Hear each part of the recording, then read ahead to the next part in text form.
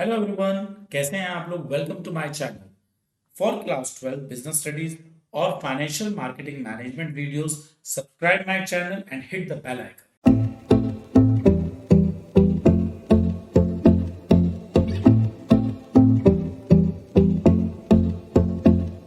Hello everyone, कैसे हैं आप लोग। आज हम लोग चैप्टर नंबर 8 कंट्रोलिंग को वन शॉट में खत्म करेंगे। बहुत ही आसान चैप्टर है, बहुत ही छोटा चैप्टर है, लेकिन सीबीएसई में मार्क्स के अकॉर्डिंग बहुत इंपॉर्टेंट चैप्टर है। होपफुली पूरी की पूरी वीडियो आप देखिएगा और लास्ट में आकर आप लोगों को ये भी बताया जाएगा कि कौन सी केस स्टडी के लिए किन एग्जांपल्स को आप फोकस करके अपनी केस स्टडी को बिल्कुल ठीक कर सकते हैं। So let's begin the lecture. Explain control. हम लोग प्लानिंग करते हैं। प्लानिंग में हम लोग चीज़ों के बारे में एक स्टैंडर्ड सेट करते हैं, एक टारगेट सेट करते हैं। फॉर एन एग्जांपल, हमने एक टारगेट सेट करा कि हम एक साल के अंदर अंदर ईयर में जो हम प्रोडक्शन करेंगे वो लगभग 20,000 यूनिट्स का करेंगे।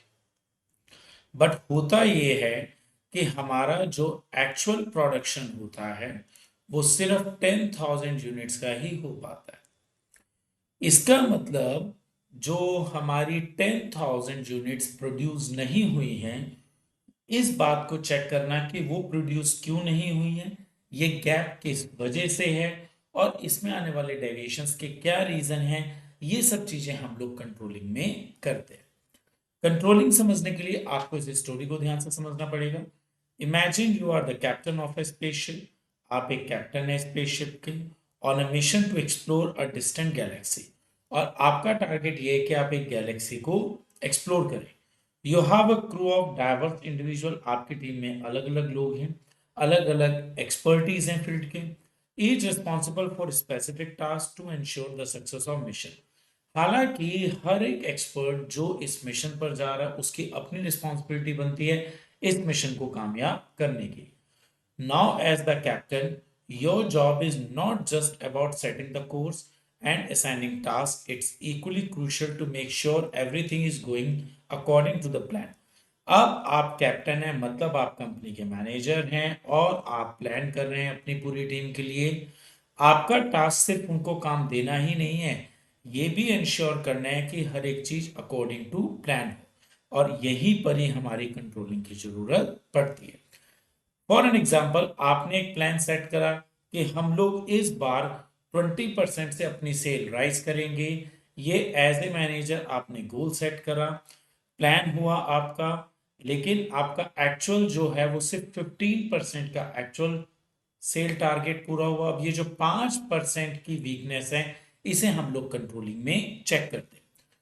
कंट्रोलिंग में हम सिर्फ प्लानिंग की डिसाइडेड गोल को ही चेक नहीं करते, आने वाले डेविएशंस को भी देखते हैं।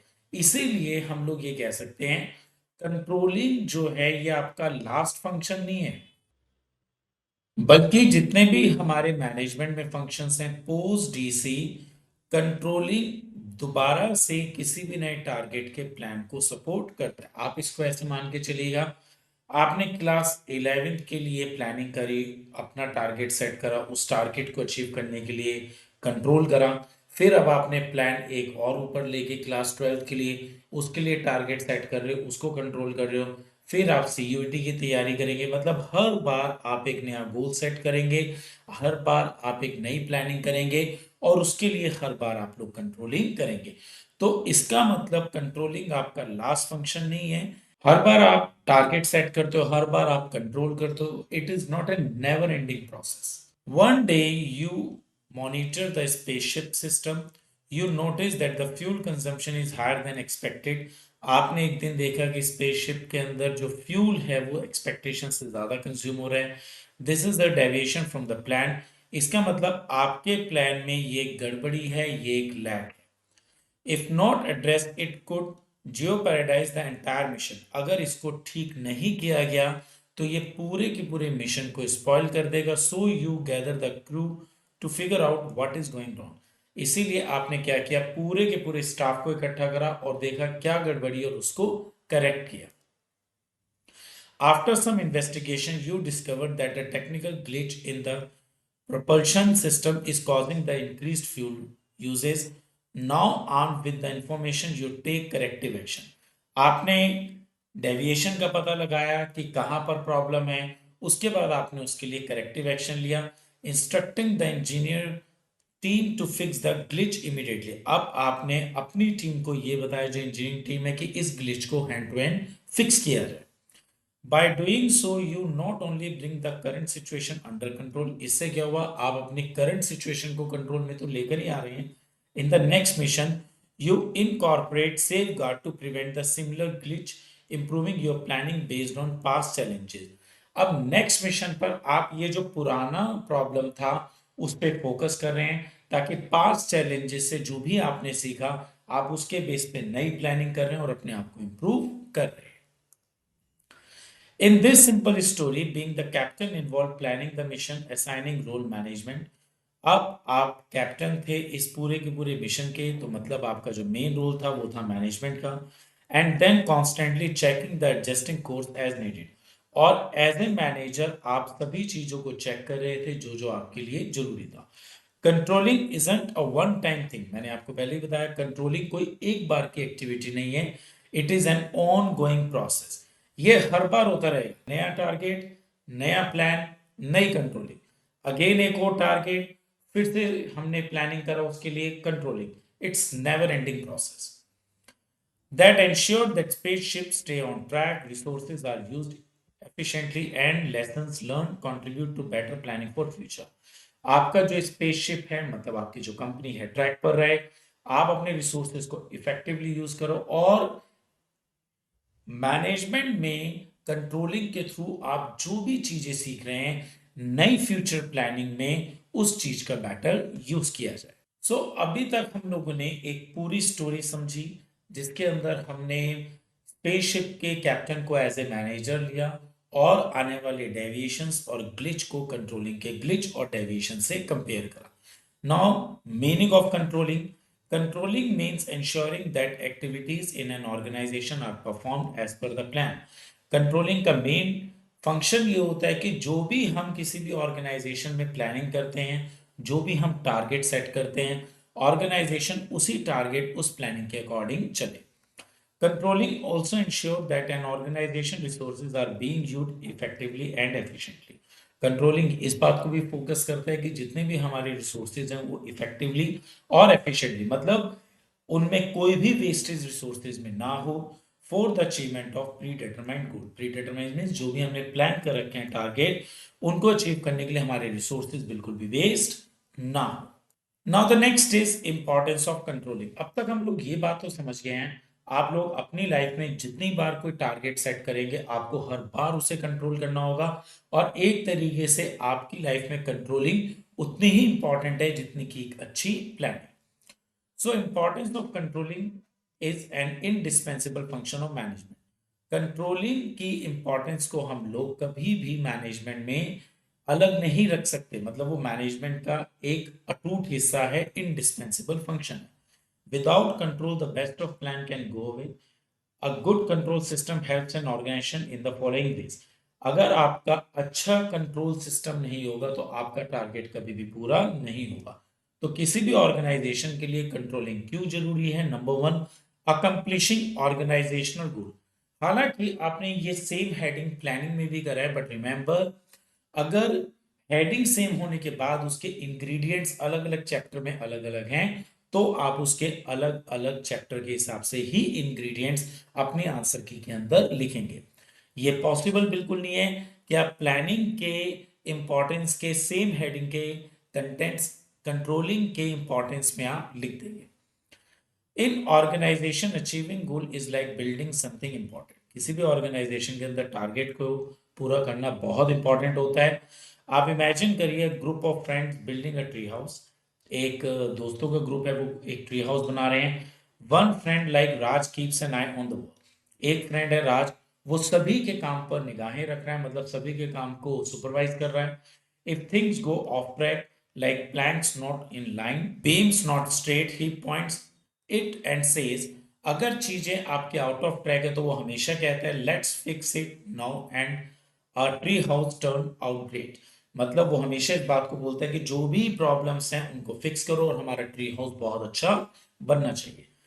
बिल्कुल इसी तरीके से in an organization controlling is like checking progress. Controlling भी किसी भी ऑर्गेनाइजेशन में प्रोग्रेस मतलब काम को चेक करना है, आप जो भी काम कर रहे हैं उसके प्रोसेस को चेक करना है, एंड फिक्सिंग डेविएशंस, और अगर उसमें कोई भी प्रॉब्लम आ रही है उसको ठीक करना है, to make sure everyone stay on the right track, ताकि हर एक चीज ऑर्गेनाइजेशन में स्मूथ रहे और वो ट्रैक पर रहे टू रीच देयर गोल्स।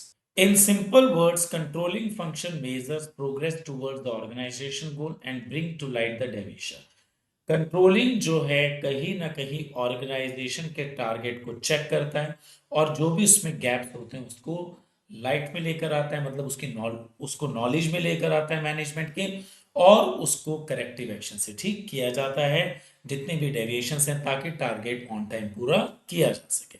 मतलब कंट्रोलिंग मीन्स आप प्लान के अकॉर्डिंग ऑर्गेनाइजेशन को चेक करें वो एज पर प्लानिंग है या नहीं है, और अगर उसमें कहीं भी करेक्शन की जरूरत है तो उसको ठीक किया जाए। Now the second is judging accuracy of standard. A good control system help management to verify whether the standard set are accurate and objective. एक अच्छा कंट्रोल सिस्टम ये भी बताता है कि ऑर्गेनाइजेशन ने जो भी टारगेट सेट करे हैं वो एग्जैक्ट है भी या नहीं है। कई बार ऐसा होता है कि मैनेजमेंट जो है टारगेट बहुत एक्स्ट्रा सेट कर लेता है जो कि मैनेजमेंट के लिए उसे अचीव करना पॉसिबल नहीं होता। तो कंट्रोलिंग के थ्रू हम ये भी चेक करते हैं कि क्या हम उन टारगेट्स को पूरा कर भी सकते हैं या नहीं कर सकते हैं।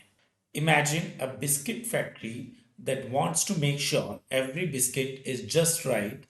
एक बिस्किट की फैक्ट्री है और वो हमेशा चाहते हैं कि उसका एक एक पीस बिल्कुल ठीक हो। The manager Patel set a standard that each product should be golden brown. अब इन्होंने क्या किया है, टारगेट सेट करा है कि हर एक जो बिस्किट है वो बिल्कुल गोल्डन ब्राउन होना चाहिए। To check this they use a timer during baking. अब इसके लिए उन्होंने क्या किया, जब बिस्किट ब्रेक हो रहे हैं तो उस टाइम एक टाइमर सेट किया। One day they notice the weather is humid and the biscuits are not turning as golden as usual. एक दिन इन्होंने देखा कि वेदर में ह्यूमिडिटी बहुत ज्यादा है और बिस्किट्स उतने टाइम में गोल्डन नहीं हो रहे हैं जितने टाइम में यूजुअली हो जाते हैं। Patel decided to adjust the baking time a bit to match the changes in weather. अब पटेल ने क्या सोचा कि इस वेदर के हिसाब से उन्होंने बिस्किट के टाइमिंग में थोड़ा बहुत चेंज लेकर आए ताकि गोल्डन कलर के जैसे वो पहले बन रहे थे अब भी वो वैसे ही बने। This way the biscuit stay perfect and the factory keeps up it's tasty standard. अब इससे क्या हो गया कि यहाँ पर बिस्किट्स बिल्कुल वैसे ही बनने लगे, ह्यूमिड एनवायरनमेंट में भी जैसे वो पहले बन रहे थे। An efficient control system keeps a careful check on the changes taking place in the organization. एक अच्छा कंट्रोल सिस्टम हमेशा इस बात पे चेक रखता है जो भी आने वाले चेंजेस हैं ऑर्गेनाइजेशन में in the environment and helps to review and revive the standards in the light of such changes. और अगर टाइम के साथ साथ कुछ चेंजेस करने की जरूरत भी है ताकि टारगेट्स पूरा किया जा सके तो कंट्रोलिंग उसको भी करता है। Making efficient use of resources. By exercising control, a manager seeks to reduce wastage and spoilage of resources. एक अच्छे कंट्रोल सिस्टम से मैनेजर हमेशा वेस्टेज और रिसोर्सेज की स्पॉइलेज को रोकता है। Imagine a toy factory where make colourful toys. एक टॉय फैक्ट्री जहाँ पे बहुत ही कलरफुल टॉयज बनाए जाते हैं। मैनेजर है mister Gupta wants to make sure they use material wisely. वो हमेशा इस बात पे फोकस करते हैं मिस्टर मैनेजर कि जो भी रिसोर्सेज हैं उनको बहुत अच्छे ढंग से यूज किया जाए, उनमें वेस्टेज नहीं होनी चाहिए। He sets the rule that every piece of plastic must be used to make a car part। और जो भी टॉयस का प्लास्टिक यूज किया जा रहा है उसके बाद जो भी स्क्रैप बचता है उसको कार के पार्ट्स में यूज किया जाना चाहिए। And nothing should be thrown away. और कोई भी प्लास्टिक की जो वेस्टेज है बाहर फेंकी नहीं जानी चाहिए।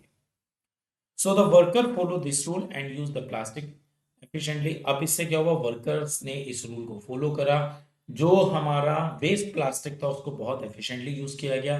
दे cut and mould each piece carefully ensuring that no material is wasted. हर एक पीस को उन्होंने बहुत ही केयरफुली मोल्ड करा और किसी भी पीस को वेस्ट नहीं होने दिया। This way the factory not only makes great toys car but also use resources in the best way possible. अब इससे क्या हुआ, सिर्फ कारें ही अच्छी नहीं बनी बल्कि जितने भी रिसोर्सेज उनको सही ढंग से यूज किया गया। Each activity is perform in the accordance with the pre determined standard and norms. अब इस पूरे के पूरे ऑर्गेनाइजेशन में या फैक्ट्री के अंदर जो भी हम लोग कर रहे हैं वो पहले से डिसाइडेड स्टैंडर्ड के अकॉर्डिंग ही कर रहे हैं। This ensure that resources are used in most effective and efficient manner. इसका मतलब क्या हो गया कि जो भी हमारे रिसोर्सेज हैं उनको हम बहुत ही अच्छे ढंग से इफेक्टिवली और एफिशिएंटली कर रहे हैं, मतलब कहीं भी कोई भी वेस्टेज नहीं हो रही है। Improving employee motivation. A good control system ensures that employees knew in advance what they are expected to do and what are the standard of performance on the basis of which they will be appraised. एक छोटी सी बात देखिएगा, एक organisation अपने staff की तारीफ करता है क्योंकि वो अपना प्रोडक्टिविटी बहुत अच्छे ढंग से कर रहे हैं और टारगेट को बहुत अच्छे ढंग से मीट आउट कर रहे हैं। लेकिन ऑर्गेनाइजेशन में जितने भी एम्प्लॉयज हैं उनको ये तो पता होना चाहिए कि पर डे का टारगेट क्या है जिसे उन्हें मीट आउट करना है और उन्हें काम में अप्रेजल मिलेगा। इसके लिए किसी भी ऑर्गेनाइजेशन को अपने वर्कर्स को एडवांस में बताना पड़ता है कि पर डे का टारगेट या ऑर्गेनाइजेशन का टारगेट या मंथली टारगेट कितना है जिसे वर्कर्स इजीली अचीव कर सके। Think of a cricket match where everyone in the team knows their role. एक क्रिकेट मैच हो रहा है, टीम में जितने भी मेंबर्स हैं, जितने भी प्लेयर्स हैं, हर एक को अपना रोल पता है। The captain Ravi sets clear expectation each player should score a certain number of. अब यहां पर क्या होगा, जो कैप्टन है रवि, उन्होंने हर एक प्लेयर को बता दिया कि आपको कम से कम इतने रन स्कोर करने हैं and the bowler should take wickets, और हर एक बॉलर को मिनिमम इतने विकेट्स लेने हैं। सपोज एक बैट्समैन को मिनिमम 30 रन और एक बॉलर को मिनिमम 1 विकेट या 2 विकेट्स लेने, because everyone understand what is expected. अब यहाँ पर हर एक बैट्समैन और बॉलर को पता लग गया कि कैप्टन उनसे क्या एक्सपेक्ट कर रहे हैं। They feel motivated to do their best. और यहाँ पर जो भी बैट्समैन होगा वो मिनिमम टारगेट के लिए फाइट करेगा और बॉलर मिनिमम विकेट लेने के लिए स्ट्रगल करेगा। Ravi also promise to recognise the player who perform the best by giving them special award. और यहां पर रवि ने बोला कि इसके अलावा अगर कोई भी प्लेयर एक्स्ट्रा ऑर्डिनरी परफॉर्म करता है तो उसको अवार्ड दिया जाएगा। This clear plan and the chance of recognition motivate team to give their top notch performance. अब यहां पर पूरी की पूरी टीम अपना बेस्ट दे रही है। This controlling motivate them and help them to give better performance. इससे क्या हुआ, जो कंट्रोलिंग है वो कहीं ना कहीं बेटर परफॉर्मेंस के लिए मोटिवेट करती है। Now the fifth is ensuring order and discipline. देखो, कंट्रोलिंग का मेन पर्पस क्या होता है, चीजें इन ऑर्डर रहें और डिसिप्लिन में चले। Controlling creates an environment atmosphere of order and discipline. जहां पर भी एक अच्छा कंट्रोल सिस्टम होगा वहां पर डिसिप्लिन तो होगा ही होगा और सब चीजें ऑर्डर में होंगी होंगी, चाहे वो मटेरियल है या man power. Think a classroom where the teacher Mrs. Sharma wants to maintain order and make sure everyone follow the rule. Class में एक टीचर हैं आपके जो ये चाहते हैं कि क्लास में हर एक चीज ऑर्डर में हो और हर बच्चा रूल्स को फॉलो करे। She has a system where each student has a designated seat. उस क्लास में हर बच्चे की सीट फिक्स प्लेस पर है। First seat first roll number, second seat second roll number, इस तरीके से मिसेस शर्मा ने हर बच्चे को सीट अलॉट कर रखी। And she keeps an eye on the everyone activity, और हर एक बच्चे की एक्टिविटी पर वो ध्यान भी दे रही है। One day she notice some students trying to cheat during a test. अब एक दिन उन्होंने नोटिस किया कि बच्चे जो हैं कहीं ना कहीं चीटिंग कर रहे हैं टेस्ट के बीच में। ये आप में से बहुत से बच्चों को अपना पास्ट याद आ। Mrs Sharma takes action by changing the seats arrangement. अब यहाँ पर मिसेस शर्मा ने सीट्स का अरेंजमेंट बदल दिया एंड क्लोजली मॉनिटरिंग एवरीवन, हर एक को बहुत ही क्लोजली मॉनिटर किया। This creates a sense of order, और यहाँ पर एक सेंस ऑफ ऑर्डर डेवलप हुआ and the students are less likely to behave dishonestly. अब जब सब बच्चों को ये पता लग गया कि हमारी सीट्स भी कभी भी चेंज हो सकती है, शफलिंग हो सकती है, तो उन्होंने अपना डिसऑनेस्ट बिहेवियर खत्म कर दिया because they know that teacher is keeping a close watch. Same controlling helps to minimize dishonest behavior on the part of the employees by keeping a close check on their activity. अब किसी भी organisation में CCTV कैमरेज लगते हैं, factories के अंदर लगाए जाते हैं, और ये सब चीजें जो होती हैं कंट्रोलिंग में हेल्प करती हैं और स्टाफ के डिसऑनेस्ट बिहेवियर को रिड्यूस करती हैं, बिल्कुल ही एलिमिनेट करती हैं। Facilitating coordination in action. Controlling provides direction to all activities and efforts for achieving organizational goal. Controlling से हमें ये हेल्प मिलती है कि जितनी भी ऑर्गेनाइजेशन में एक्टिविटी होती है, चाहे वो प्रोडक्शन है, सेल है, रिसर्च एंड डेवलपमेंट है, और भी बहुत सी एक्टिविटीज होती है किसी भी ऑर्गेनाइजेशन में। इन सबको ऑर्गेनाइजेशन के गोल के साथ एफर्टली पूरा करने में कंट्रोलिंग हेल्प करती है। Each department and employee is govern by predetermined goal.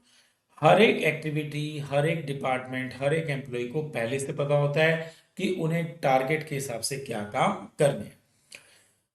Think a group of friends building a tree house together, each friend has a specific job. बहुत सारे दोस्त जो हैं मिलके एक ट्री हाउस बना रहे हैं, हर एक का एक अपना काम है। कुछ मटेरियल लेके आ रहे हैं, अदर हैमर और नेल का काम कर रहे हैं, वन पेंट, और एक जो है पेंट का काम कर रहा है। A friend named Rahul oversee everything and make sure everyone follow the plan. और इन सब के ऊपर एक हेड राहुल है वो फ्रेंड ही, लेकिन वो फिर भी सबके काम को सुपरवाइज कर रहा है और ये देख रहा है कि हर एक चीज प्लान के अकॉर्डिंग चले। Rahul has a list of standard. Rahul के पास एक स्टैंडर्ड का लिस्ट है। स्टैंडर्ड मतलब उसको पता है कि कितने साइज का ट्री हाउस बनना है, उसकी मजबूती के लिए प्लैंक का साइज कितना होना चाहिए, नेल्स कितनी फिक्स होनी चाहिए minimum, how many nails to use, what colour to paint etcetera, with everyone following this standard. और काम करने वाला हर एक दोस्त इस स्टैंडर्ड को फुलफिल कर रहा है। The tree house comes together smoothly. अब इससे क्या हो गया, पूरा का पूरा ट्री हाउस बहुत अच्छा बन गया। This way each friend efforts are coordinated. अब यहाँ पर जो अलग अलग डिपार्टमेंट्स थे, एक हैमर और नेल का काम कर रहा था, एक पेंट का काम कर रहा था, एक मटेरियल का काम कर रहा था, जितने भी अलग अलग डिपार्टमेंट्स थे उनके एफर्ट्स को बहुत अच्छे ढंग से कंट्रोलिंग के थ्रू कोऑर्डिनेटेड किया गया and they achieve the goal of building an awesome tree house. और इससे उन्होंने बहुत ही अच्छा ट्री हाउस डिजाइन कर लिया। Controlling ensure that overall organization objectives are accomplished.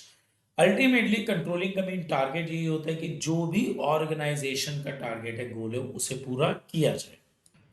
अभी तक हम लोगों ने कंट्रोलिंग की इंपॉर्टेंस या हम कह सकते हैं अच्छी अच्छी बातें पढ़ी, लेकिन कंट्रोलिंग में कहीं ना कहीं कुछ लिमिटेशंस भी हैं।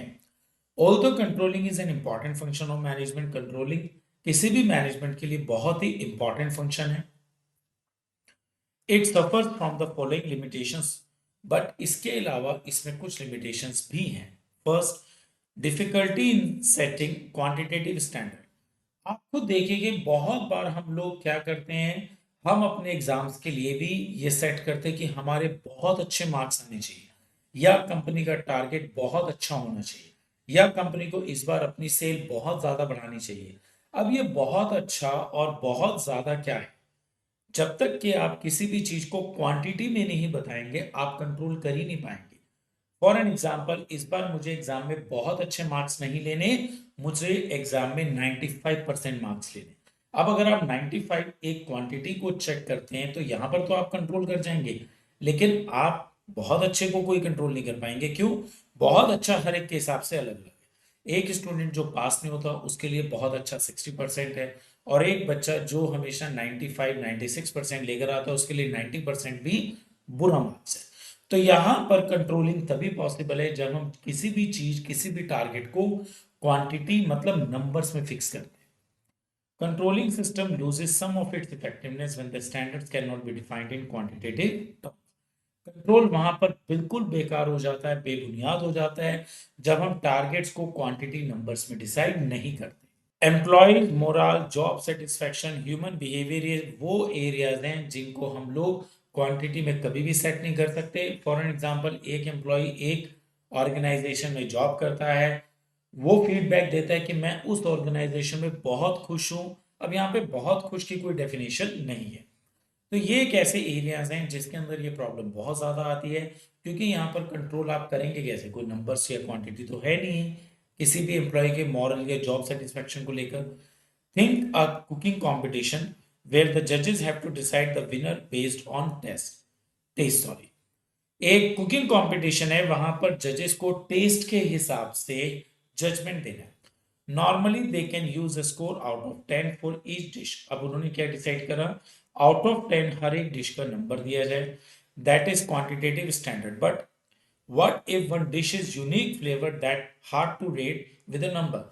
लेकिन इन सब डिशेस में बहुत ही एक्स्ट्रा ऑर्डिनरी फ्लेवर रख रही है। अब वहां पर आप नंबर्स को, इस चीज को कैसे डिसाइड करेंगे? और वैसे भी हर एक जज का टेस्ट अलग होगा। तो बेसिकली जहां पर भी नंबर्स नहीं होंगे वहां पर कंट्रोलिंग टफ होगी ही होगी। In this case, judges might find it challenging to set a clear score. The same happens in some job. For example, how do you measure someone happiness at work? अब जैसे जजेस के लिए एक challenge है score card बनाना, score देना किसी भी अच्छे पार्टिसिपेंट को, ऐसे भी किसी भी ऑर्गेनाइजेशन के अंदर हैप्पीनेस को आप कैसे जज कर सकते हैं, उसको कैसे आप नंबर्स में डिफाइन करेंगे with the numbers.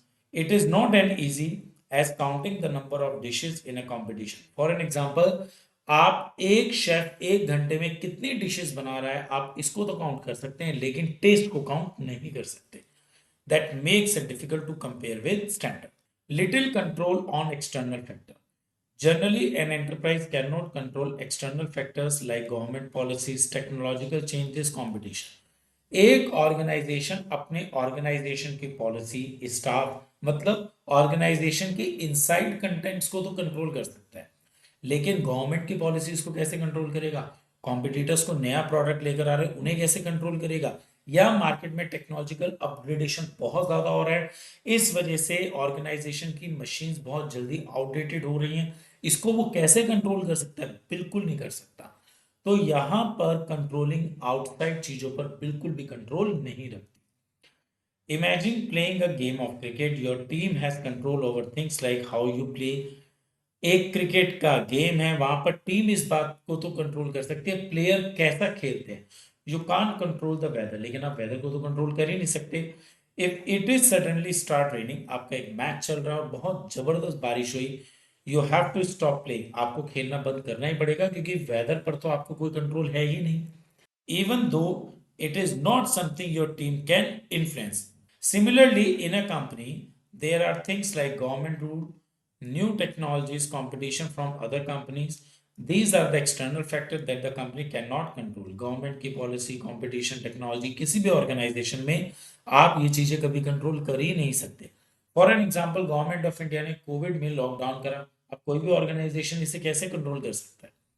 Just like a cricket team can't control the weather, it is important to adopt and make the best decision based on what is happening around you. इसलिए better ये है कि जो भी चीज आपके आसपास हो रही है, आप उन्हीं के बेस पर ही एक अच्छा उस टाइम जजमेंट ले लें। Resistance from employ. Control is often resisted by employ, they see it as a restriction on their freedom. आपको देखिएगा, अगर आपके पेरेंट्स आपको हर छोटी छोटी टाइम पर, मतलब थोड़ी थोड़ी देर बाद आपको कॉल करते रहे, कहाँ हो, क्या कर रहे हो, ये सब बातें आपसे पूछते रहे, ऑल्दो वे आपकी एक्टिविटी को कंट्रोल करना चाहते हैं, बट आपको कहीं ना कहीं तो अपनी फ्रीडम हैम्पर लगेगी लगी। आपको लगेगा आपकी आज़ादी छिन गई, आपके मम्मी पापा हर टाइम आप पे क्लोज आए रख रहे हैं। सेम ऑर्गेनाइजेशन में स्टाफ के साथ होता है, जब भी स्टाफ को सीसीटीवी कैमरा के अंदर काम करना पड़ता है, उन्हें लगता है कि उनकी फ्रीडम पर ये रिस्ट्रिक्शन है। For instance, at work, if employees are always being watched, like with security cameras, they might not like it. एक ऑर्गेनाइजेशन में एम्प्लॉयज के ऊपर हर टाइम कैमरे लगे हुए हैं, वो कभी भी इसे पसंद नहीं करेंगे। They feel like someone is always checking on them. उन्हें लगेगा कि जो बॉस है वो हर टाइम उन्हें चेक कर रहा है। That can make them uncomfortable because they prefer a bit more freedom. क्योंकि कई बार ऐसा होता है ऑर्गेनाइजेशन के अंदर एम्प्लॉयज हंसी मजाक करते हैं, थोड़ा बहुत फ्रीडम चाहते हैं, लेकिन जब मैनेजर ने देखा ये तो हंसी मजाक कर रहे हैं, वो एकदम उन एम्प्लॉयज को बुलाएगा और बोलेगा मैंने कैमरे में देखा आप काम नहीं कर रहे हैं, आप हंसी मजाक कर रहे हैं। ऑल दो एम्प्लॉयज पूरे दिन में से 5 मिनट हंसे, तो इस वजह से उन्हें लगेगा कि उनकी फ्रीडम बिल्कुल ही खत्म हो गई है।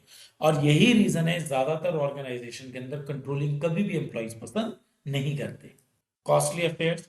Control is a costly affair. Control जो है एक बहुत ही महंगा अफेयर है, मतलब एक बहुत ही महंगी एक्टिविटी है, as it involve a lot of expenditure, time and efforts.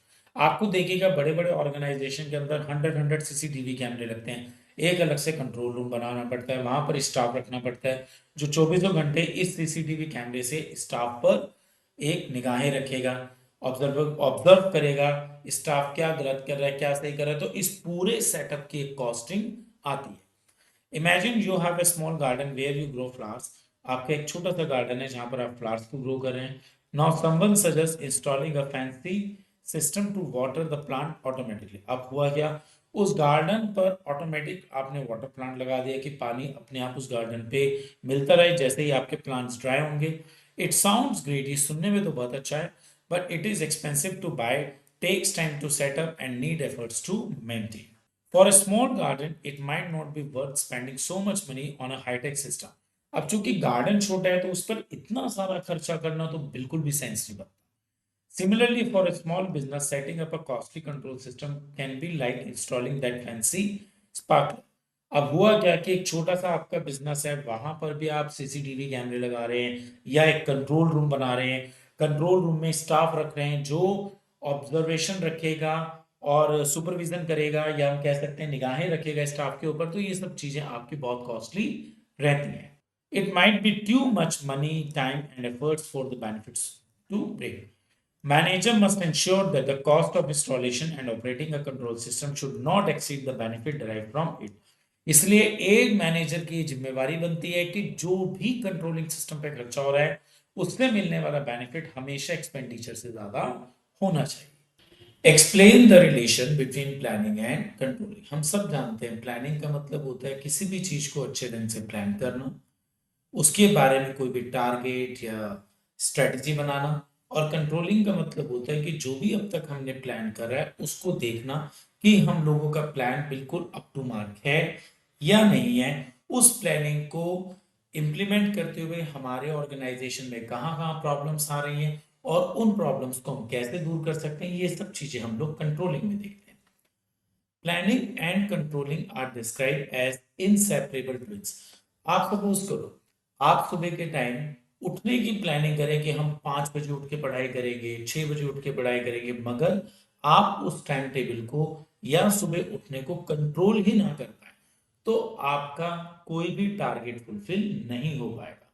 तो इसी वजह से हम कह सकते हैं कि आपने अगर अपना टाइम टेबल बनाया, इट्स अ प्लानिंग, लेकिन उसे कंट्रोलिंग की भी जरूरत है ताकि आप उस टाइम टेबल के अकॉर्डिंग अपनी पढ़ाई कर सकें।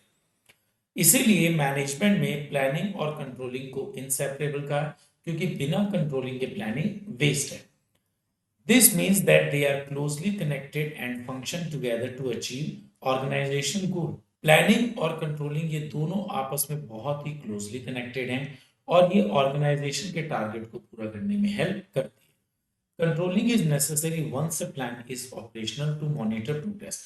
आपने प्लानिंग करी, आपने प्लानिंग को बहुत बार देखा, आपने प्लानिंग में अपना सारा बेस्ट दिया, अब उस प्लान को जब आपने एक्टिवेट करा तो उसको मॉनिटर करने की भी जरूरत है और यहां पर कंट्रोलिंग का रोल शुरू हो जाता है। आइडेंटिफाइंग डेविएशंस, प्लानिंग में आने वाले जो भी हमारे गैप्स हैं या जो भी डेविएशंस हैं, ड्रॉबैक्स हैं, उन सबको देखना एंड टेक करेक्टिव मेजर्स। और इस प्लानिंग में जहां भी गड़बड़ी हो रही है उसको देखने के बाद सही स्टेप्स लेना। It ensure that events align with the established plan. और जब हमारी कंट्रोलिंग अच्छी होगी, आने वाले प्लानिंग में जो भी लैक होगा उसे ठीक करेंगे, तभी हम ये मानेंगे कि हमारा जो टारगेट है वो एस्टैब्लिश्ड प्लान से मैच करेगा। Planning is seen as a prerequisite for controlling. Planning हमेशा कंट्रोलिंग से पहले आता है। ऑफ कोर्स पहले आप प्लान करते हैं और उसके बाद ही आप चीजों को कंट्रोल करते हैं। Without a plan there is no basis for controlling. अब जब तक आप कोई प्लान नहीं करोगे तो कंट्रोल किसे करेंगे, कुछ भी नहीं। खुद सोचिए, जब आप टाइम टेबल प्लान करते हैं तभी तो आप उसे कंट्रोल करते हैं। आप कहें कि हमने पढ़ाई को कंट्रोल करना है बट टाइम टेबल कहाँ है, तो इसका मतलब क्या हो गया कि बिना प्लानिंग के हम लोग कंट्रोलिंग नहीं कर सकते, because there is no predetermined standard to compare actual performance against। Planning में क्या होता है, हम स्टैंडर्ड सेट करते हैं और फिर हम अपने आज के एक्चुअल परफॉर्मेंस को देखते हैं और फिर हम उनको कंपेयर करते हैं। Planning is described as an intellectual process involving thinking. Planning में हम लोग चीजों को सोचते हैं and analysis to prescribe a course of action. और उस सोचे हुए टारगेट को पूरा करने के लिए जो भी हमारा कोर्स ऑफ एक्शन होगा उसको भी हम डिसाइड करते हैं। Controlling, on the other hand, evaluate whether the decision have been translated into desired action। और जबकि कंट्रोलिंग में हम ये देखते हैं कि जो भी हमारा टारगेट है उसको हम प्रॉपरली इंप्लीमेंट कर सकते हैं, एक्शन में ला सकते हैं या नहीं। Imagine you have a school project to organize class party, आपके पास एक स्कूल का प्रोजेक्ट है जिसमें आपको अपनी क्लास में एक पार्टी को ऑर्गेनाइज करना है। Planning is like making a list of things you need for party. आपने क्या किया, एक प्लान बनाया और उस प्लान के अंदर ये देखा कि आपको पार्टी में किन किन चीजों की जरूरत है। डेकोरेशन, स्नैक्स, गेम्स, आपने सब चीजों की लिस्ट बनाई, सब चीजों के बारे में प्लान करा। It's deciding who will do that, और आपने ये भी प्लान करा डेकोर का काम कौन करेगा, स्नैक्स कौन लेकर आएगा, गेम कौन खिलवाएगा। Now let's say the party day come and you notice the decoration are not as you plan. अब जिस दिन आपका पार्टी के दिन है, आपने देखा कि डेकोर उस टाइप की हुई ही नहीं है जैसे आपने प्लानिंग करी है। There are not enough snacks, और इवन देन स्नैक्स भी प्रॉपर नहीं है। This is where controlling comes. यहां पर आपका कंट्रोलिंग का रोल शुरू होता है। It's like checking if everything matches the plan. Controlling का मतलब ये होता है कि इन देखना कि आपका जो प्लान है चीजें उसके अकॉर्डिंग हो भी रही हैं या नहीं हो रही है। मतलब पार्टी में डेकोर एज पर प्लानिंग है या नहीं है, स्नैक्स एज पर प्लान है या नहीं है, ये सब चीजें कंट्रोलिंग चेक करता है। You measure what's happening at the party against what you decided before. अब आपने ये देखा कि जो आपने डिसाइड करा था और इस टाइम पार्टी में क्या है। If things are not going as expected you might need to take corrective action. अगर एक्सपेक्टेशन के अकॉर्डिंग, मतलब अगर आपका डेकोर, आपका स्नैक्स एज पर प्लान नहीं है, तो आपको करेक्टिव एक्शन लेने की जरूरत है। लाइक गेटिंग मोर स्नैक्स और फिक्सिंग द डेकोर। आपके स्नैक्स में जहां कमी है आप उनको बुलाओ, मंगाओगे, सॉरी। और इसके अलावा डेकोरेशन को भी अपलिफ्ट करोगे। So without planning you won't know what to get. अब प्लानिंग आपने करी है तो आपको ये पता लग गया कि पार्टी में क्या क्या चाहिए। But without controlling, the party might not be as awesome as you wanted. अब बिना कंट्रोलिंग के पार्टी वैसी हो ही नहीं सकती जैसी आप चाहते, एज पर प्लान हो ही नहीं सकती। Just like this in the world of management, अब इसी चीज को मैनेजमेंट में देखते हैं। Planning is making the party plan and controlling is making sure the actual party matches the plan. They work together to make sure everything goes smoothly. Management में भी हम जो भी टारगेट डिसाइड करते हैं प्लानिंग, और वो टारगेट एज पर डिसीजन हो रहे हैं, मैनेजमेंट इस चीज को देखने के लिए कंट्रोलिंग को यूज करता है। Thus, planning and controlling are interrelated and in fact reinforce each other in the sense. अब दोनों के दोनों इंटररिलेटेड हैं, प्लानिंग और कंट्रोलिंग। हम लोग ये कह सकते हैं planning based on facts make controlling easier. जब भी आप प्लानिंग फैक्ट्स के ऊपर करेंगे, आप प्लानिंग हर एक चीज को सोच समझ के करेंगे तो कंट्रोलिंग इजियर होगी, इफेक्टिव होगी। Controlling improve future plan. आपके प्लानिंग से फ्यूचर टारगेट पूरे होने चाहिए, कंट्रोलिंग उसमें हेल्प करता है by providing information derive from past experiences. और कंट्रोलिंग हमेशा पास्ट एक्सपीरियंसेस के बेस पर ही फ्यूचर के टारगेट्स को पूरा कराने में हेल्प करता है। तो अल्टीमेटली हम लोग ये कह सकते हैं प्लानिंग और कंट्रोलिंग दोनों ही फॉरवर्ड और बैकवर्ड लुकिंग फंक्शंस हैं। Now the next question is explain the process of controlling, and this is the last question. बहुत ही ज्यादा इंपॉर्टेंट है, हर बार एक ना एक केस स्टडी इससे रिलेटेड आती है। Controlling is a systematic process involving the following step. Controlling के प्रोसेस में ये 5 स्टेप हैं। ऑलवेज रिमेंबर प्रोसेस हमेशा आप लोगों को ऑर्डर में लिखना होता है। ऑर्डर में क्यों होता है? अगर आपसे मैं ये कहूं कि बेटा चाय कैसे बनाते हैं, आप मुझे ये तो नहीं कहेंगे कि सर चाय छान लो। मैं आपसे क्या पूछूंगा, बेटा गैस कब जलाई थी, चाय पत्ती कब डाली थी। उसी तरीके से आप कभी भी लास्ट स्टेप को पहले और पहले स्टेप को लास्ट नहीं कर सकते किसी भी प्रोसेस में। आपको हमेशा प्रोसेस ऑर्डर में ही करना है। तो सबसे पहले स्टेप है हमारा setting performance standard, measurement of actual, comparison of actual with standard, analysing deviations and taking corrective action. So the first is setting performance standard. The first step in the controlling process is setting up of performance standard. Controlling में हम हमेशा ये देखते हैं कि जो भी हम काम परफॉर्म करने वाले हैं उसके स्टैंडर्ड क्या है। स्टैंडर्ड का मतलब होता है क्राइटेरिया जिसके अगेंस्ट हम एक्चुअल परफॉर्मेंस को मेजर करेंगे। सपोज आप अपने बोर्ड एग्जाम के अंदर 98% का टारगेट रखते हैं और इसी को हम लोग परफॉर्मेंस स्टैंडर्ड कहते हैं। Standard can be set in both quantitative as well as qualitative term. Standard को आप चाहे तो क्वांटिटी नंबर्स में सेट कर सकते हैं या क्वालिटी में भी सेट कर सकते हैं। For example, imagine you on a toy factory. आपकी एक टॉय फैक्ट्री है and you want to make the best toys in the town. और आप चाहते हैं कि शहर में आपके टॉयज सबसे अच्छे। First you decide on some rules और स्टैंडर्ड। सबसे पहले आपने टॉयज बनाने कुछ स्टैंडर्ड सेट करें। Quantitative standard, you set a rule on how much it cost to make each toy. आपने सबसे पहले अपना ये स्टैंडर्ड सेट करा है कि एक टॉय बनाने में कितनी कॉस्टिंग आएगी। Decide on the number of toys, आप एक दिन में कितने टॉयज बनाएंगे। You also set a time limit, और इसके अलावा आपने टाइम लिमिट को भी सेट करा। अब ये सारे के सारे जो हमारे स्टैंडर्ड्स थे ये सब हमारे क्वांटिटी में है। क्वालिटी में कैसे हो सकते हैं? Now think about how happy your workers are. अब आपने ये भी देखना है कि आपके ऑर्गेनाइजेशन में जितने भी एम्प्लॉयज हैं वो सब खुश रहने चाहिए। इसको हम लोग क्वालिटेटिव स्टैंडर्ड कहते हैं। At the time of setting standard, जब भी आप टारगेट सेट करें, a manager should try to set standard in quantitative term. कोशिश ये करनी चाहिए कि हम क्वांटिटी में ही उसको सेट करें, as this would make their comparison with actual performance much easier. इससे क्या होगा कि आपका जो कंपैरिजन है टारगेट का और एक्चुअल का, इन दोनों का कंपैरिजन इजी हो जाएगा। For example, we need to reduce the number of toys with defect from 10 in every 1000 to 5 in every 1000। आपकी फैक्ट्री जो टॉयज बना रही है उसमें 1000 में से 10 टॉयज पहले खराब आते थे, लेकिन अब आपका टारगेट है कि इन्हें 5 तक लेकर आ जाए। That's a specific goal and you can measure it. It is important that standard should be flexible enough to be modified whenever required। ये वाली लाइन बहुत इंपॉर्टेंट है। स्टैंडर्ड हमेशा इतने फ्लेक्सिबल होने चाहिए कि आप जब चाहें उनमें चेंजेस ला सकें। Due to changes taking place in the internal and external business environment. अब आपके स्टैंडर्ड फिक्स ना होकर फ्लेक्सिबल क्यों है?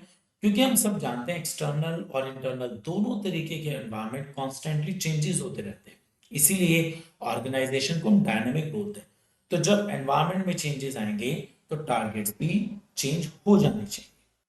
अब पहले स्टेप के अंदर आप लोगों ने टारगेट सेट कर लिया। सेकंड स्टेप के अंदर हम बात कर रहे हैं एक्चुअल परफॉर्मेंस को मेजर करने की। Once performance standard are set, आपने एक बार टारगेट सेट कर लिया, the next step is measurement of actual performance. अब उसके बाद आप एक्चुअली क्या इस टाइम परफॉर्म कर रहे हैं हम उसको चेक करते हैं। लाइक आपका स्टैंडर्ड है 98% मार्क्स लाने का, लेकिन इस टाइम एक्चुअली आपने अपने हाफ ईयरली में देखे कि आपके सिर्फ 78% मार्क्स आए। तो ये जो सेकंड पॉइंट है, हाफ ईयरली में मेजर करना कितने मार्क्स हैं, this is measurement of actual performance. There are several technique for measurement of performance. Actual performance को मेजर करने की बहुत सारी टेक्निक्स होती हैं। इसमें हम पर्सनल ऑब्जर्वेशन भी कह सकते हैं, कोई सैंपल चेकिंग भी कह सकते हैं, या कोई परफॉर्मेंस रिपोर्ट भी कह सकते हैं। It generally believe that measurement should be done after the task is complete। हमेशा आप अपने एक्चुअल परफॉर्मेंस को तब मेजर करिएगा जब आपका काम पूरा हो जाता है। However, whenever possible, measurement of work should be done during the performance। लेकिन मैनेजमेंट ये कहता है कि अगर पॉसिबल है तो काम को बीच बीच में भी चेक करते रहना चाहिए। Imagine you on a cookie factory and you want to make sure each cookie is perfect। आपकी कुकीज की फैक्ट्री और आप चाहते हैं कि एक एक पीस बिल्कुल परफेक्ट हो। After deciding on the standard like how many chocolate chips each cookies should have, आपने ये सेट करा कि कितने चॉकलेट चिप्स होने चाहिए एक कुकीज में। नेक्स्ट स्टेप है कि आप अपनी टीम से इस बारे में बात करें और उन्हें बताएं। You decide to count the chocolate chips on a sample of cookies. आपने क्या किया, एक्चुअल परफॉर्मेंस को मेजर करने के लिए जितने भी आपके चॉकलेट चिप्स हैं कुकीज पर लगे हुए उनको काउंट करना शुरू करा, to make sure they meet your standard. सिर्फ इस बात के लिए कि अगर आपने जितने डिसाइड करें उतने कुकीज पर चिप्स हैं या नहीं है। Instead of waiting until all the cookies are baked, आपने सारी कुकीज बेक्ड होने की वेट नहीं करी, एक या दो पहले ही एज ए सैंपल चेक कर लिया। You check a few during the baking process to catch any issue early on. इससे क्या हुआ कि अगर कुकीज की प्रोसेसिंग में चॉकलेट चिप्स लगाने में कोई भी प्रॉब्लम है तो आप उसको पहले ही चेक कर सकते हैं। अब इसके लिए आप पर्सनल ऑब्जर्वेशन टेक्निक का यूज कर सकते हैं। In a small organization, each piece produced may be checked to ensure that it conforms to the quality specification laid down for product. जितने भी छोटे ऑर्गेनाइजेशंस होते हैं वहां पर आप हर एक पीस को चेक कर सकते हैं। आपके नेबर में जो भी टेलर होगा या आपके टाउन में जो भी टेलर होगा वो हर एक पीस को स्टिच करने के बाद चेक करता होगा। However, this might not be possible in large organization, लेकिन बड़े ऑर्गेनाइजेशन में ये चीज पॉसिबल नहीं है। Thus, in large organization, certain pieces are checked at random for quality. एक फैक्ट्री जो एक दिन में 1000 शर्ट बना रही है वो रैंडमली 5 या 10 शर्ट्स लेगी एज ए सैंपल चेकिंग। वहां पर हर एक पीस को चेक करना पॉसिबल नहीं है and this is known as sample checking. अब हम लोगों ने टारगेट सेट कर लिया, हम लोगों ने एक्चुअल परफॉर्मेंस को भी मेजर कर लिया। अब हम करते हैं कंपैरिजन एक्चुअल परफॉर्मेंस का अपने स्टैंडर्ड टारगेट से। This step involves comparison of actual performance with standard. Such comparison will reveal the deviation between actual and standard. अब होता क्या है, आपका टारगेट था 98% का बट आप अटेन कर रहे हैं 68%। तो ये जो बीच का 20% का गैप है इस चीज को हम स्टेप 3 में देखते हैं कंपेयर करके। Comparison becomes easier when the standards are set in quantitative. अगर आपने दोनों चीजें क्वांटिटी में सेट करी है, स्टैंडर्ड भी और एक्चुअल परफॉर्मेंस भी, तो उनका कंपैरिजन इजी हो जाता है। अब हम पिछले वाले ही कुकीज वाली फैक्ट्री के एग्जांपल को कंटिन्यू करते हैं।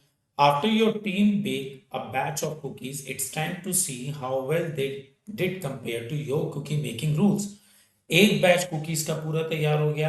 अब आप ये चेक करना चाहते हैं कि क्या ये स्टैंडर्ड के अकॉर्डिंग बने हैं या नहीं है। Comparing actual performance with standard, you set a rule that each batch should have 20 cookies with chocolate chips. आपने ये सेट किया है कि हर एक बैच में 20 कुकीज पर जो है चॉकलेट चिप्स को चेक किया जाएगा। Now you count the chocolate chips on each cookies in a few batches. और आप हर एक बैच के कुकीज को, कुछ कुकीज को चेक करें। If one batch has 18 cookies with chocolate chip, that's a deviation from your standard. अब आपने तो बैच बनाया है 20 कुकीज का, लेकिन एक्चुअली वो आ रहे हैं 18, तो ये एक डेविएशन है, ड्रॉबैक है। और ये जो डिफरेंस है इसका आपको पता लगाना है। इजियर कंपैरिजन सिर्फ तब होगा जब ये क्वांटिटी में होगा। We want 20 chocolate chips cookies but हमारे पास 18 है, तो ये डेविएशन हम सिर्फ तब निकाल पा रहे हैं जब ये आपने क्वांटिटी में स्टैंडर्ड और एक्चुअल को सेट किया। एनालिसिस डेविएशन, अब जो हमारे डिफरेंसेस हैं उनको एनालिसिस करना। देखो कुछ डिफरेंसेस तो ऐसे होते हैं जिसको हम इग्नोर कर सकते हैं, बट कुछ डिफरेंसेस ऐसे होते हैं जिसको हम इग्नोर नहीं कर सकते। Some deviation in performance can be expected in all activities. हम लोग मान के चलते हैं थोड़ा बहुत डिफरेंस तो आता ही आता है जब भी हम टारगेट को सेट करते हैं। लाइक आपने टारगेट सेट करा है 98% का, बट आपके 97.5% मार्क्स आ रहे हैं, इट्स ओके, इस चीज को एक्सेप्ट किया जा सकता है। It is therefore important to determine the acceptable range of deviation. इसलिए ये जरूरी है कि कितनी ऐसा डिफरेंस है जिसे हम एक्सेप्ट कर सकते हैं अगर वो आता है। इसके लिए हम लोग क्रिटिकल पॉइंट कंट्रोल और मैनेजमेंट बाय एक्सेप्शन, इन दो पॉइंट्स को पढ़ेंगे। क्रिटिकल पॉइंट कंट्रोल क्या होता है? It is neither economical nor easy to keep a check on each and every activity in an organization. आप ऑर्गेनाइजेशन की हर एक्टिविटी को कभी भी चेक नहीं रख सकते हैं, क्योंकि बड़े ऑर्गेनाइजेशन में तो ये चीज पॉसिबल ही नहीं है। Control should therefore focus on की रिजल्ट एरिया। इसलिए जो कंट्रोल है वो सीधा सीधा की रिजल्ट एरिया मतलब आउटपुट पर आ जाता है, which are critical to the success of an organization. In a company, it's not like checking every little thing but paying extra attention to the most important stuff. बहुत बड़ी बड़ी companies या छोटी कंपनीज में भी छोटी छोटी चीजों को हम एक्स्ट्रा अटेंशन दें ये पॉसिबल नहीं है। वहां पर हम लोग क्या करते हैं, इंपॉर्टेंट एरिया को ही चेक करते हैं। इसके लिए ये एग्जांपल सबसे इंपॉर्टेंट है। For example, if the cost of making the toys goes up by 5%, it is bigger problem than the postage charges going up by 15%। यहां पर अगर कॉस्ट 5% बढ़ रही है, जो कि किसी भी ऑर्गेनाइजेशन का कोर एक्टिविटी है, उसके लिए ज्यादा मेन पॉइंट है, ना कि पोस्टेज, लेटर, कुरियर के 15% अगर रेट बढ़ रहे हैं वो उसके लिए इतना बड़ा इशू नहीं है। याद रखना क्रिटिकल पॉइंट कंट्रोल के अंदर हम लोग दो डिफरेंट चीजों की परसेंटेज को देखते हैं। Management by exception means it is referred to as control by exception. It is an important principle of management control based on the belief that an attempt to control everything result in controlling nothing. Management इस बात को कहता है अगर आप organisation में हर एक चीज को कंट्रोल करने पर आओगे तो कुछ भी कंट्रोल नहीं होगा। Thus only important deviation which go beyond the permissible limit should be brought to the notice of management. इसलिए ऐसे डिफरेंसेस जो अपनी रेंज से ज्यादा हो जाते हैं, मतलब अपने एक्सेप्टेबल रेंज से ज्यादा हो जाते हैं, ऐसे को ही हमें मैनेजमेंट की नोटिस में लाना चाहिए। In a company it is not bothering with every little thing but paying attention to the important stuff that can really change the game. For example, if the plan says it's okay the cost of making toys goes up by 2%, मतलब अगर आपके toys की cost 2% height जा रही है, okay ठीक है, कोई प्रॉब्लम नहीं है, you only tell the boss if it is go higher then. लेकिन अगर ये 2% से ज्यादा जाती है तब ये किसी भी ऑर्गेनाइजेशन के लिए मेजर इशू हो सकता है। But if it is a huge problem like 5%, अभी हमने पिछले एग्जांपल में देखा था कि यहां पर ट्रॉय की कॉस्ट जो इंक्रीज हो रही है 5%, ये एक मेजर इशू है। अब इस बात को ध्यान रखिएगा, मैनेजमेंट बाय एक्सेप्शन में आपके एग्जांपल में एक ही चीज की दो अलग अलग परसेंटेज होंगी, like cost of making toys की दो अलग अलग परसेंटेज हैं। लेकिन क्रिटिकल पॉइंट कंट्रोल में आपके पास दो अलग अलग टॉपिक होंगे, जैसे यहां पर 5% कॉस्ट ऑफ टॉयज की बात हो रही है और 15% जो बात हो रही है 15% पोस्टेज चार्जेस की बात हो रही है। इस तरीके से इस डिफरेंसेस को देखते हुए आप बहुत इजीली इसकी केस स्टडी में आइडेंटिफाई कर पाएंगे कि केस स्टडी का आंसर क्रिटिकल पॉइंट कंट्रोल होना चाहिए या की रिजल्ट एरिया होना चाहिए। After identifying the deviation differences का पता लगाने के बाद these differences need to be analyzed for their causes, ये पता लगा जाए इन डिफरेंसेस का कॉज क्या है। डेविएशन में है मल्टीपल कॉजेज और इन डिफरेंसेस के बहुत से कॉजेज हो सकते हैं, जैसे कोई प्रोसेस का डिफेक्टिव हो जाना, रिसोर्सेज का इनएडिक्वेट होना, या हमारे स्ट्रक्चर में भी कोई ड्रॉबैक हो सकता है। Now the last is taking corrective action. अब देखो हम लोगों ने स्टैंडर्ड सेट करा, एक्चुअल को भी देखा, कंपेयर करा, डिफरेंसेस का भी पता लगाया। अब उन डिफरेंसेस को जब तक हम सही नहीं करेंगे तब तक ऑर्गेनाइजेशन का टारगेट पूरा नहीं होगा। So this is the last step, taking corrective action. The last step in controlling a process is taking corrective action. Last step में हम लोग जो भी डिफरेंसेस होते हैं उनको ठीक करते हैं। If things are going as plan no action is needed. अगर हमारी प्लानिंग के अकॉर्डिंग ही ऑर्गेनाइजेशन में चीजें चल रही है, ऑल परफेक्ट, तो कुछ भी ठीक करने की जरूरत नहीं है। But if things go off track specially in important areas manager need to act right away to prevent future issues. लेकिन अगर मेजर पॉइंट पर, मेजर इश्यूज में, इंपॉर्टेंट एरियाज में, मतलब आपके डिफरेंसेस आ रहे हैं, तो यहां पर मैनेजमेंट को करेक्टिव एक्शन लेना पड़ेगा ताकि फ्यूचर में आने वाले इश्यूज को रोका जा सके और ऑर्गेनाइजेशन के टारगेट को पूरा किया जा सके। Taking corrective action could mean training employ if production targets are unmet. For example आपके ऑर्गेनाइजेशन का टारगेट पूरा नहीं हो रहा है तो स्टाफ को ट्रेनिंग दी जाए। For a project failing behind schedule manager might add some more workers. अगर टारगेट पूरा होने में टाइम डिले हो रहा है तो ज्यादा वर्कर्स को जॉब पर रखा जाए, इक्विपमेंट ज्यादा से ज्यादा बढ़ाए जाए और ओवर टाइम की भी परमिशन दी जाए। तो इस तरीके से कोई भी ऑर्गेनाइजेशन अपने प्लान और एक्चुअल में जो भी डिफरेंसेस हैं उनको रेक्टिफाई कर सकता है। If the issues cannot be fixed by the manager, they might need to be change the standard. लेकिन अगर बहुत सारे एफर्ट्स के बाद टारगेट पूरा नहीं हो पा रहा है तो मैनेजर को दोबारा से स्टैंडर्ड को रिवाइज करना चाहिए। So finally the chapter is over और हम लोगों ने आज कंट्रोलिंग चैप्टर पूरा खत्म कर लिया है। होपफुली आप लोगों ने इसको बहुत अच्छे ढंग से समझा है और इसके स्क्रीनशॉट भी ले लिए होंगे। और जैसा कि मैं हमेशा कहता हूं, पढ़ाई कभी भी मुश्किल नहीं होती, सिर्फ इसे आसान बनाना पड़ता है। Thank you.